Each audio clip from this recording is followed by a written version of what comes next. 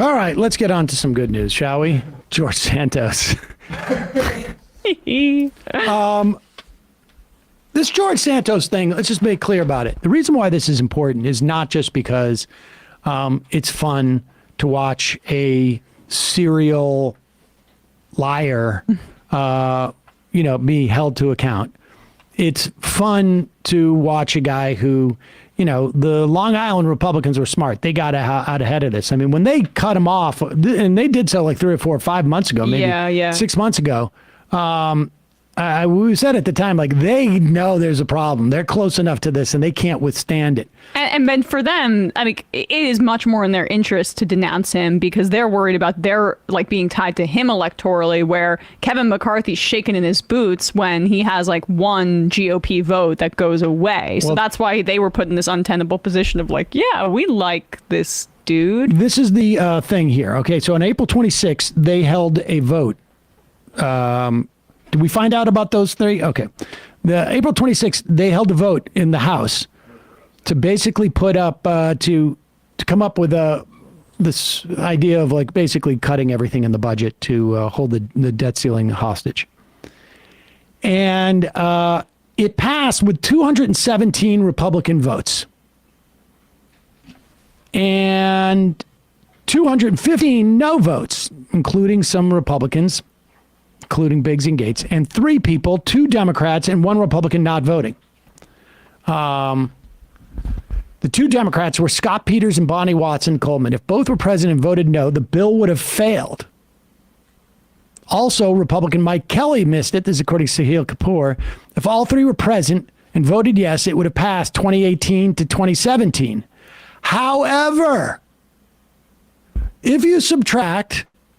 This was from Sahil Kapoor at that time, right? Did he tweet this out, or did he tweet this out today? This was from when? April. Okay, April, so this is back during the vote. Yeah. Now, 2018 to 2017. I'm not great at math, but if you subtract one of those people, then it's 2017 to 2017. And 217, not 2017. Yeah, exactly. I'm bad at math. 217 and 217. George Santos seems like he's going to have more important things to do than to go back to D.C. and place a vote. There seems to me there should be some pressure on the Republicans to expel him. They won't do it because they need that vote. It also feels like he might be a flight risk. So maybe. And importantly, so Scott Peters, the Democrat from California, Bonnie Watson Coleman, the Democrat of New Jersey, they're not. It's not like a vacancy problem. Like, they were just not there for this vote. So like, we don't know. Maybe somebody who was sick. We don't know what it was. So if they come back and they're at full strength and Santos is out or resigns or whatever the case may be, things become much more difficult for them. This is relevant because what could happen is that the Senate could have a bill to raise the debt ceiling. And they could send a new bill to the House. Or, basically the House bill goes there, the Senate amends it, they send it back to the House, and then there's basically a revote. And there isn't now 218 Republicans, at least this time around, who are going to vote to to contingent on the debt ceiling. So we'll see. It definitely puts more pressure on things. It definitely could impact the negotiations for the debt ceiling. Meanwhile, the other aspect of George Santos being charged with 13 counts of fraud, money laundering, theft of public funds. Oh yeah, right. That's another fun element to it as well. Is that he's been talking about work requirements for Medicaid.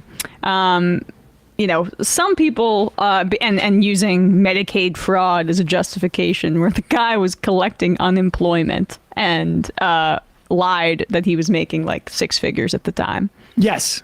Well, the funny part was he falsely claimed to have been unemployed. This was in the summer of 2020. He applied for benefits to the New York Department of State Labor. He certified falsely that his unemployment went through the following spring. He received, I guess, about $24,000 or $25,000 from the state. The funny part is that during that time, he was employed as the regional director for a Florida investment firm. The firm is unnamed in the indictment, but its details match those of a company called Harbor City Capital, which was forced to shut down in 2021. I remember this. Because the SEC said it was a classic Ponzi scheme. Yes.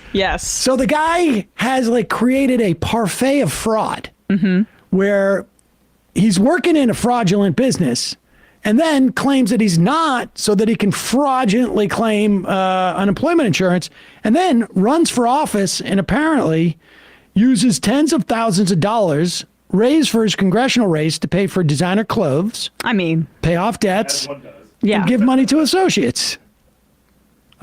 He is accused of soliciting funds personally and through a campaign treasurer to a company that he falsely represented both as a social welfare organization and a super PAC supporting his bid for federal office. How does he do this, in between, going to Let's Go Mets games and then also defrauding veterans for healthcare money for their dog through GoFundMe's? I mean, he's really a busy guy. Santos is also charged with lying on a congressional financial disclosure form. I mean, the guy has some serious mental problems, it seems to me. When he claimed that he earned $750,000 in salary from a firm he owned, had received between $1 million and $5 million in dividends from that firm, and had a checking account with a balance of more than $100,000 and a savings account with a balance of more than $1 million. Apparently, none of those things are true. So, the mystery of how did he get all this money if he was unemployed in 2020? Yeah. And how did he get all this money? He didn't. He just thought it made him look good, I guess. Right, but there was then that mysterious hundreds of thousands that went into the DeVolder company, right, as well, which I don't even know if that's named in this indictment. We don't know, because I think it's possible that he just claimed that the money went in there to make him look like he was. Who knows what's going on with this guy? Here is a reporter asking Steve Scalise, he's the House Majority Leader, about Republicans promoting a bill around unemployment benefit fraud. And perhaps the deciding vote could be a guy who has intimate understanding of this dynamic. Another bill you guys have up on the floor this week is about extending statute of limitations on pandemic unemployment benefit fraud. George Santos has been indicted. One of his indictments is for unemployment benefit fraud. Does that undermine the message you're trying to send with that bill? And then also, given all those indictments of Mr. Santos, a question for you and Chairwoman Stefanik is, should he resign? So first of all, in regard to George Santos, he was already removed from all of his committees. There is a legal process. The charges just came out. We just saw some of them this morning. And so in America, there's a presumption of innocence, but they're serious charges. He's going to have to go through the legal process. Pause it for a second. Now, wait a second. Here's what I understand. Why was he removed from his committees? Oh, he stepped down involuntarily, apparently. Well, he just said he was removed from his committees, didn't he? Yeah, but didn't Stefanik say that he stepped down? I mean, who knows, right? Well, but my point is that why was he removed from his committees if there was a presumption of innocence? And that was before he was indicted on 13 counts. Well, it's just a weird little tick, but go ahead. The charges just came out. We just saw some of them this morning. And so in America, there's a presumption of innocence, but they're serious charges. He's going to have to go through the legal process. But we're going to continue to work to root out fraud. And there's lots of it. And we're talking about tens, if not hundreds of billions of dollars in fraud in many. You know who contributed to that potentially? Exactly. One of the members of your caucus. Here is Elise Stefanik asked to respond to Santos's indictment on 13 criminal charges. She was at that same press conference. This legal process is going to play itself out. Unfortunately, this is not the first time a member of Congress from either party has been indicted. There are a set of rules, and as the majority leader stated, he voluntarily had stepped down from his committees. We are committed to making sure that we root out any fraud when it comes to unemployment pandemic assistance, and we're working to have support from our conference, and it's good policy, and we urge the Democrats to vote in support of it. I guess there was no follow-up on, in those instances where other parties had some type of were criminally indicted. What did the other party do? I mean, Al Franken was pushed out of the Senate because of ethical claims that were never adjudicated. No formal charges ever brought. As far as I know, no formal charges even contemplated. Well, what are they doing right now with Hunter Biden? What is the accusation against Hunter Biden? What is the proof against Hunter Biden? I mean, he's being investigated, but he's not a sitting congressman. My point is that the question isn't whether this happens to both sides. The question is, what are you going to do about it? And is it consistent with what has been done in the past?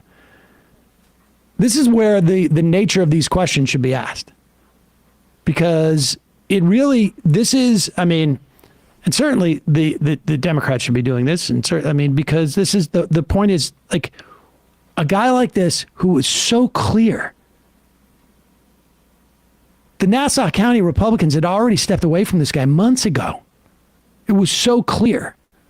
It's just that the intensity in which they wanted to maintain control of power. It's really the same story with Donald Trump too, right? I mean, they supposedly, we hear behind closed doors, they can't stand Donald Trump. Oh, yeah. It's just unbelievable. And speaking of Trump, the Santos, was made possible by Trump. The party just... Totally. He probably saw what Trump was doing and how he just lied and got away with everything and was like, but I can do it better. Yeah, you gotta, you steal $1 million, they make you king. You steal a couple of bucks, you go to jail. That's what happens, George. Yes. 24 grand. Honestly. I built an entire real estate empire on. So basically, giving money or stolen money or just keeping black people out of my apartments. And, Yeah. Gotta go big, George. I'm going to call into the phone system, ladies and gentlemen. Yeah, 646-257-3920. Scamming elderly people is small ball. Not paying a contractor $100,000. That's where the real money is. Oh, yeah. George doing it wrong. What'd you make for that? You know what kind of jeopardy that puts you in for what? $20,000? Come on, George. You got to think a little bit. You enjoy my socialism. Al Franken had 8 allegations of sexual misconduct, including at least one while he was sitting senator. Please don't use him as an example. It is a perfect example because he stepped down. He was forced out. And again, I happen to think, and after reading the Jane Mayer piece, I am more than convinced that at least some of those allegations were just total garbage. But regardless, let's assume all of those allegations that he,